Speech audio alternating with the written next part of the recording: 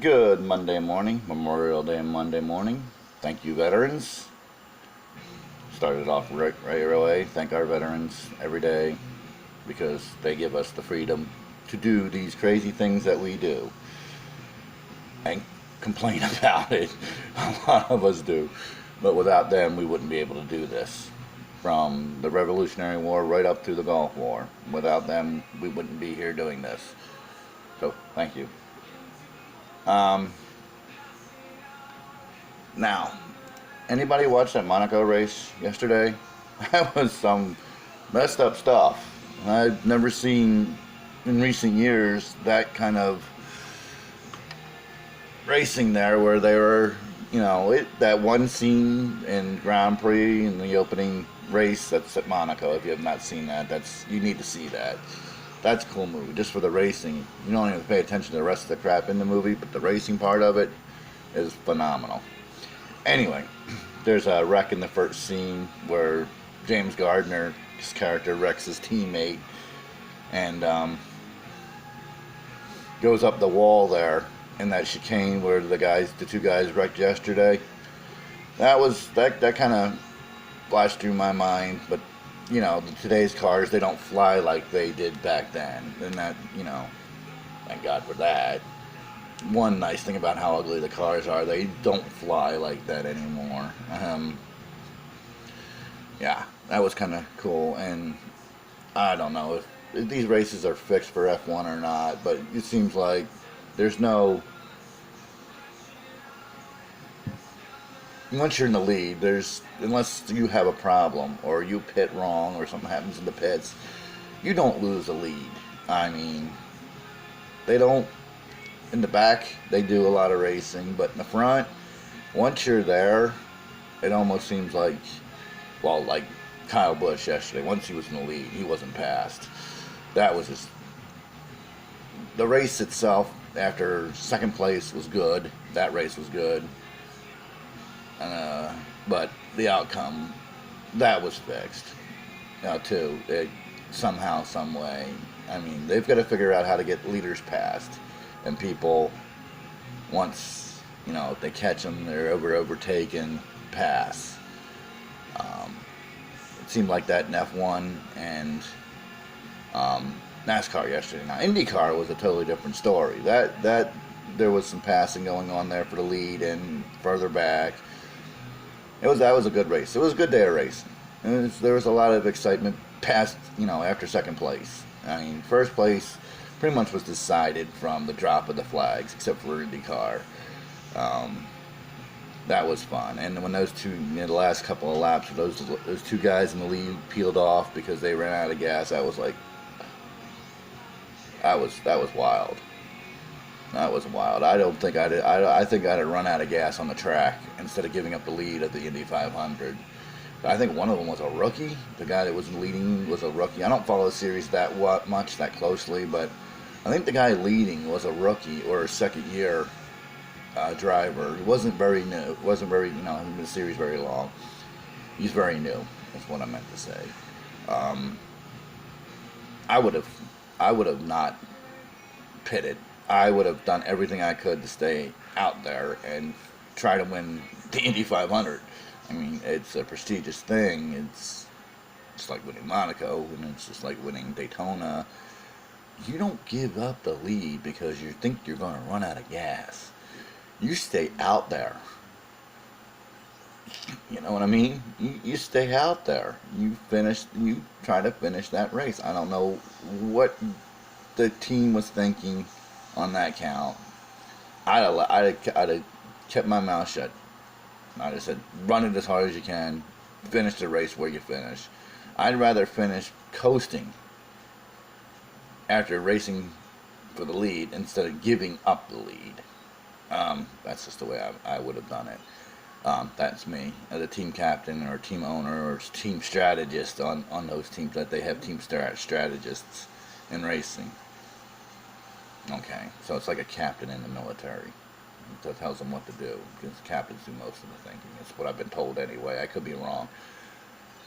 Anyway, I would have not have given up the lead in the Indy 500, no matter what.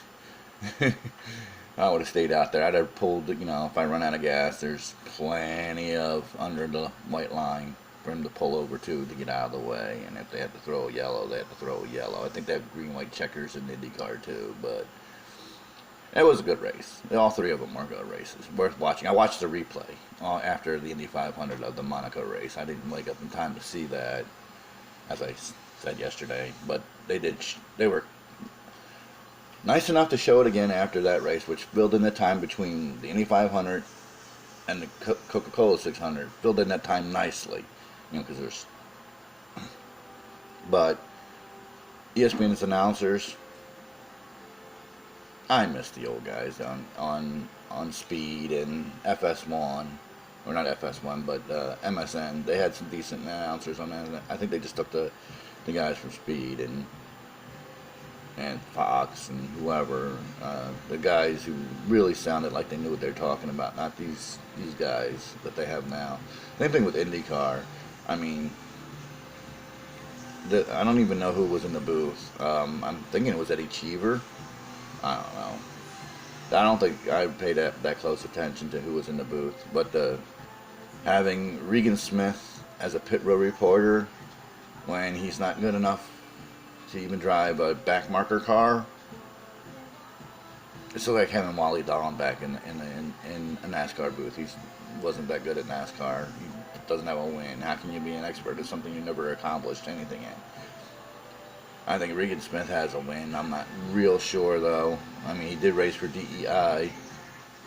He took over. He split time with Mark Martin back in, 2005, 6, 7, somewhere in there? I don't even remember. That's how Regan Smith, it's like putting Dale Jr. in the booth. I know I'm going to get hell for saying that, but yeah, I love that commercial too, where you make your own name. His own name was, I'm not as good as my daddy, so I gotta use all the publicity and make myself the best driver by media, not by my driving skills. Sorry, that's my feeling. He's a good driver, he's not a great driver. There's a difference. And if you don't know the difference, go watch some of the old races. Watch Ricky Rudd. He was a good driver. A very good driver, but not a champion. Mark Martin, good driver, not a champion, not a great driver. Guys like that, good, solid, couple wins a year, always in the hunt for the championship, just doesn't have that moxie to get that, go for that extra spot, get that win like Earnhardt had senior. I mean, I know he didn't like being called senior. He had said that many a times before he was tragically killed. Richard Petty, he had it.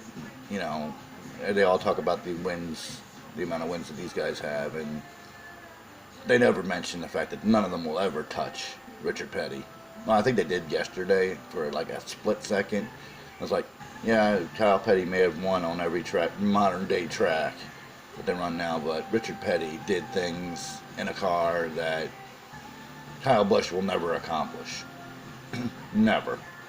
So, he's not, as they call it, the GOAT. No. The GOAT is Richard Petty. The GOAT is Dale Earnhardt, not Junior. Mario Andretti. Guys like that. Al Unser, Senior. He liked being called Senior, because his son was actually a Junior. And he was a good driver. Al Unser Jr. was a good driver. Not a great driver, not like his daddy and his uncle, Bobby. And, well, of course, the Allisons. But, yeah, we're going to digress here. We're going to go back through sands of time here. And people may disagree with me, but Darrell Waltrip was a great driver. The amount of wins he has at certain tracks, especially Martinsville and Charlotte. He's got more there than anybody else. And they touched on that a little bit yesterday. Don't talk about, Jimmy Johnson being the 8-time champion, the way he got that. I ain't gonna get into that. Anyway, I haven't touched on sim racing. There's a lot of new hot laps at Stenod, www.stenodracing.net. Yes, I said the link. I will type out the link when I do this, Mr. Highbank, since you seem to think that I don't have links all over my YouTube page for us to not. So there you go. I said it again. It's like the third or fourth time I've actually said it out loud. I have it memorized. Even notice I was still looking dead at the camera. So when I get to upload this, I will put the URL in there for you, Mr. Highbank. You're welcome. Smoke me, Skipper. I'll be back for breakfast.